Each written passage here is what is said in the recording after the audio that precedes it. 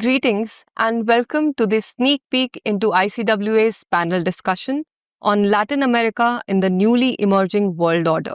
I'm Avni Sablok, Research Associate and Social Media Coordinator at the Council, and it is my pleasure and honor to interact with the expert panelists for this discussion. We have with us Professor Abdul Nafe, former professor and chairperson, Center for the Study of the Americas, JNU, New Delhi. Welcome to the Council, sir. Thank you. Latin America has witnessed growing ideological fatigue, with citizens turning away from traditional left-right politics towards outsider or anti-establishment leaders promising new approaches to crime, social issues, and economy. Do you think that non-traditional movements can sustain long-term governance without falling into the populism or policy volatility? Thank you very much for inviting me. It's a very relevant and important question. So I must congratulate you for asking something which is really very in depth. How to answer it? Yes, there would be policy shifts now and in the immediate future, but I don't see prospects of populism. Reality in Latin America is more complex and nuanced in the sense that society and politics have changed a lot in the last 30 to 40 years. Today, Latin American society looks very different from what it was. There is a large middle class, urban. There is even a larger urban, lower middle class in the informal sector, which is self-employed. Not very highly educated, not very skilled, but somehow they have been doing good in the period of economic boom. And then, very surprisingly, democracy has really taken strong roots in Latin America. There may be continuous battles between the presidents and the Congress. Almost in every country we are seeing it, a kind of a contestation, competition, this and that, threats to impeach the presidents. But this only indicates that democracy remains very vibrant. Mm-hmm. Now, what I am seeing is in Latin America is today things are more complex in the sense that today Latin America looks more violent, but also is more civic activism. We see it. There is greater environmental consciousness. Mm-hmm. There is a greater participation of gender, women's reservations and women's participation. Civil society groups look strong. What is happening in Latin America today? This distinction between left and right is only symbolic. In reality, there are issues. And the one single issue is people want to earn their livelihood and guarantees for their livelihood. When economy is going down, billions suddenly get out of job or get pressed into the level of poverty. They are really protesting against it.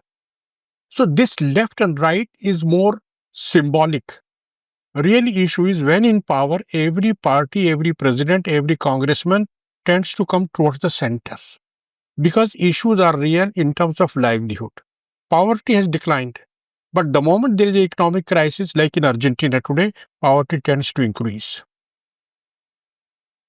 Inequalities have sharpened. What Latin American countries are wanting from their presidents are stability in terms of jobs and earnings. And I tell you, many of the things which we talk about Latin America or other countries are not there. For example, there is no religion in politics doesn't exist. There is no anti-immigration feeling. There is a decline of color consciousness, color and race, that has declined. Rather, there is a greater awareness about the rights of the indigenous people, the colored minorities, especially in Brazil, etc., Afro-Brazilians and others. So what I am seeing is there is gender, environment, health, women's rights, indigenous people's rights, they are coming together and are becoming, there is intersectionality of all these issues. This is making Latin America difficult to govern, and political elites try to make voters happy by branding themselves as a pink tide, lesser pink tide, libertarian president, anarcho-capitalism. You be an anarcho-capitalist or you be a pink tide. At the end of the day, you have to come to the center. Latin American population really is displaying lots of maturity, political maturity. They want their governments to be accountable and responsible and address pressing socio-economic issues, especially in terms of livelihood. And then secondly, in terms of law and order. If the governments are abdicating their social responsibility, which for example they did during coronavirus, governments they just disappeared almost for 1 year. Latin America had the highest casualty rate, death rates during the COVID. And the reason is simply that governments were abdicating. Now citizens want their governments to be accountable. Politicians are failing in rising up to their responsibilities. This is the way I look at it. Thank you so much, Okay. sir, for your Thank you. detailed perspective. Good. Thank you. We have with us Professor Sonia Surbi Gupta, Professor, Department of Foreign Languages, Jamia Millia Islamia, New Delhi. Welcome to the council, ma'am. Latin America's extractive industries have often clashed with indigenous rights and environmental priorities. How can governments reconcile economic growth with the protection of indigenous people, their land ownership rights? Your take, ma'am. Well, I mean, unfortunately, the way Latin America got integrated into the world economy after the so-called discovery in 1492 has been an extractive model, and it's a model that has continued till now, unfortunately. If you look at the region, it's really rich in resources and biodiversity.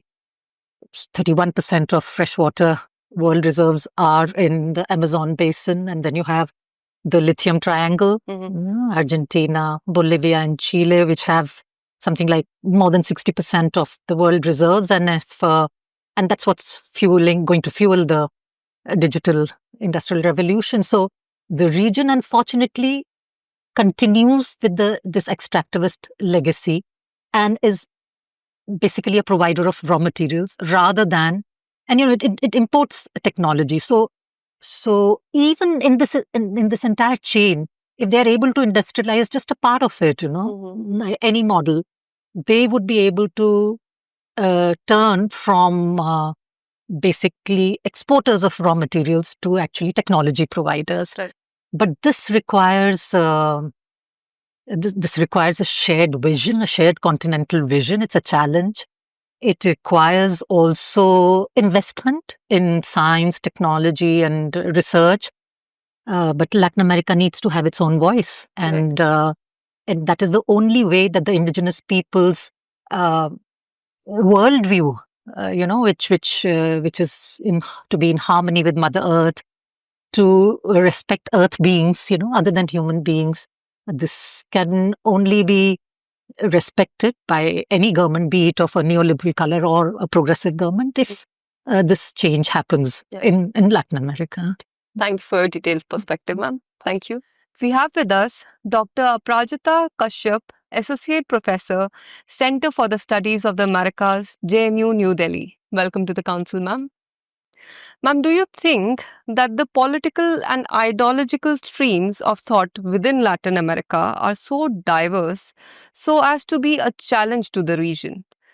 Ability to present a coherent and effective regional stance on shared threats such as organized crime, climate change, infrastructure deficit, and migration crisis. Okay.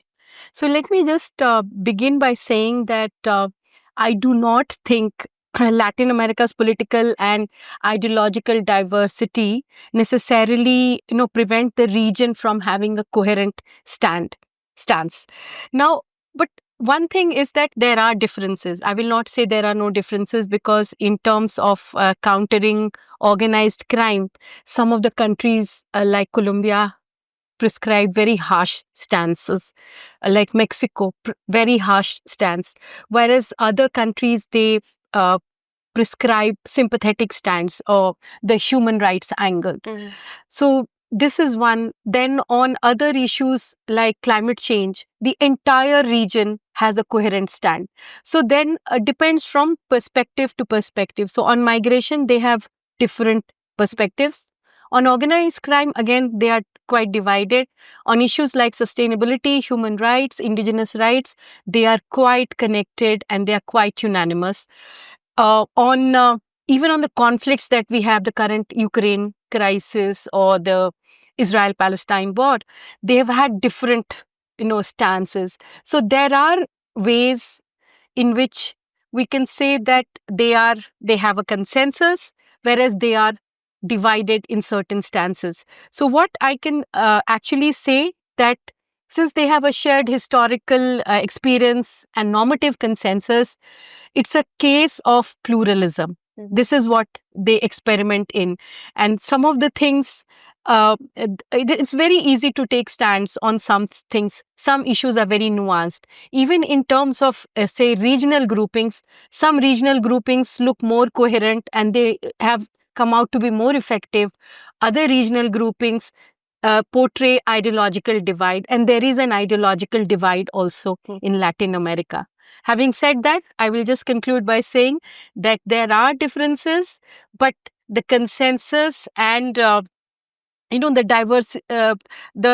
diversity is more of an advantage rather than a disadvantage. Thank you for your detailed perspective, ma'am. Thank you. We have with us Dr. Carlos da Silva Gama, Associate Professor, School of Humanities and Social Sciences, Shiv Nada University. Welcome to the Council. Thank you. How does Latin American countries see themselves as a voice for the Global South? Is there a differentiation among them when it comes to interest of the Global South? What role does partnership with India play in this context? Your take. You see, Latin America once was called a new world. I mean, we were actually the first ones to be so-called discovered and colonized by the Europeans. But quickly we became an old world, kind of. And therefore we have a long experience of being under foreign rule. So as soon as we got rid, let's say, of European colonization, two things were important for Latin America. Looking for economic autonomy, and looking for partnerships. Finding good partners in an equal, let's say, multipolar world. So maybe those things make Latin America a part of the world with a very unique profile among the Global South. So we are very enthusiastic about collaborations within the Global South, or as we used to say, among the third world countries, former colonies of European powers.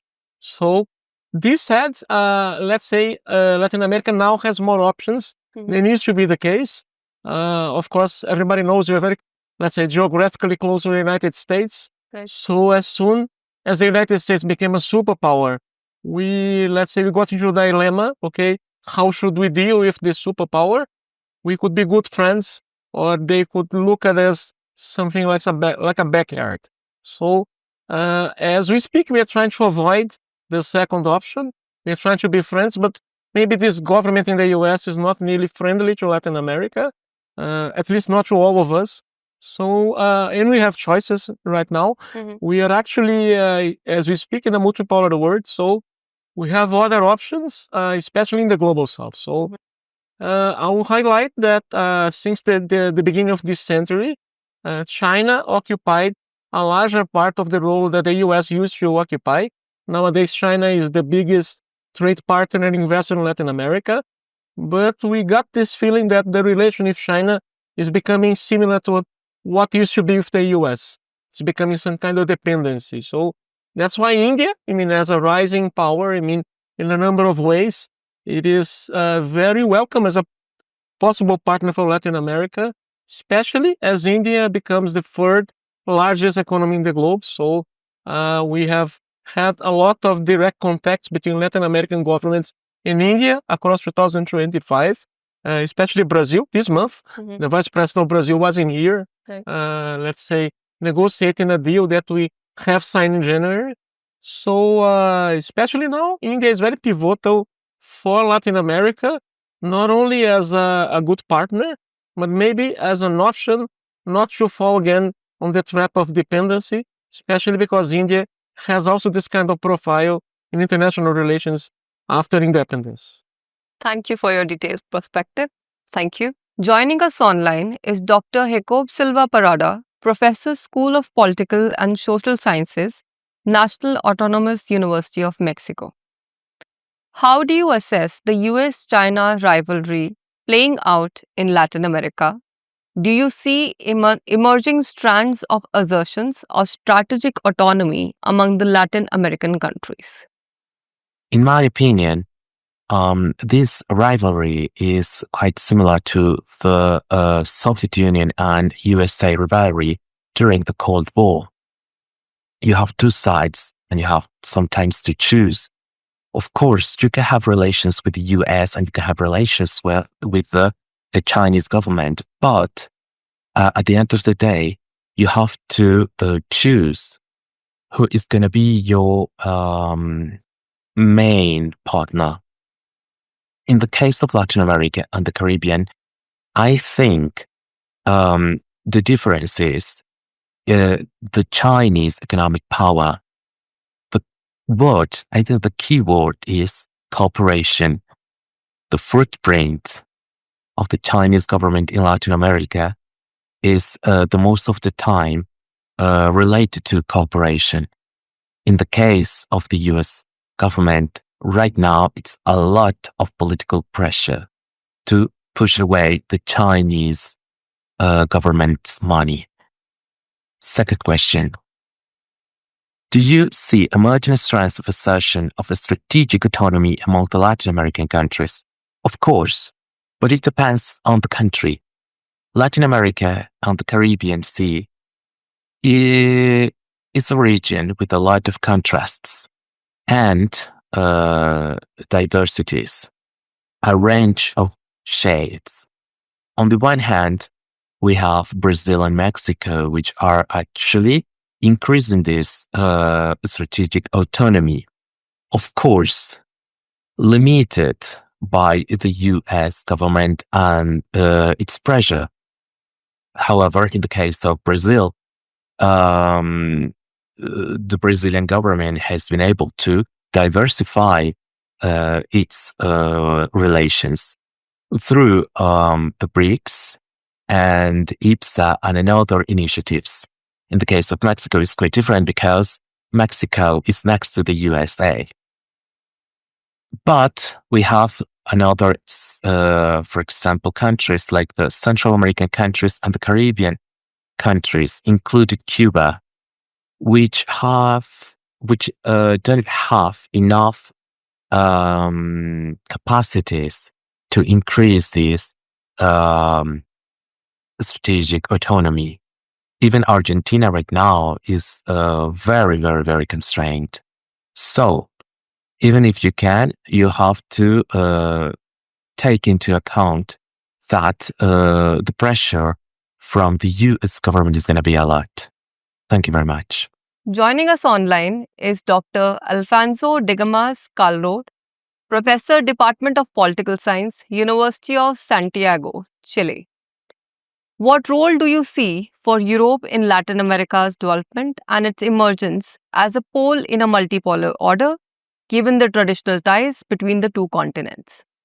The ties between Europe and Latin America have been traditionally very strong, not least because European countries colonized the entire region. Even though the US asserted itself as the guardian of the Latin American region through the Monroe Doctrine, Europe remained a strong role model for the young Latin American republics until well into the 20th century. A good example of this is Latin America's selective migration policies in the 19th century, which were aimed at attracting people from Northwestern Europe. In today's multipolar world, Europe has transformed its reputation from an imperialistic power to a progressive rule-based power.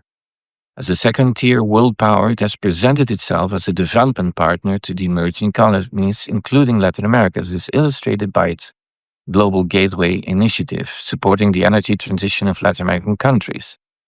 Given the technological capabilities of Europe, if these partnerships were to succeed, they could indeed contribute to Latin America's construction as a whole within the newly emerging world order.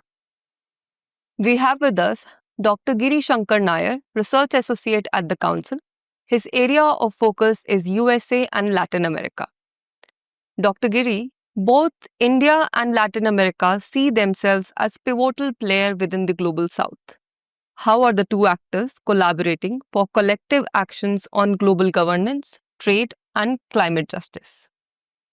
Well, thank you, Avani, for the question. Well, the international global order is undergoing a fragmentation, and it has coincided with the rise of global south, projecting a unified voice. And India and Latin America, both as key voices of the same, aspire for a multilateral institution that is inclusive, representative, and fairer towards the developing nations.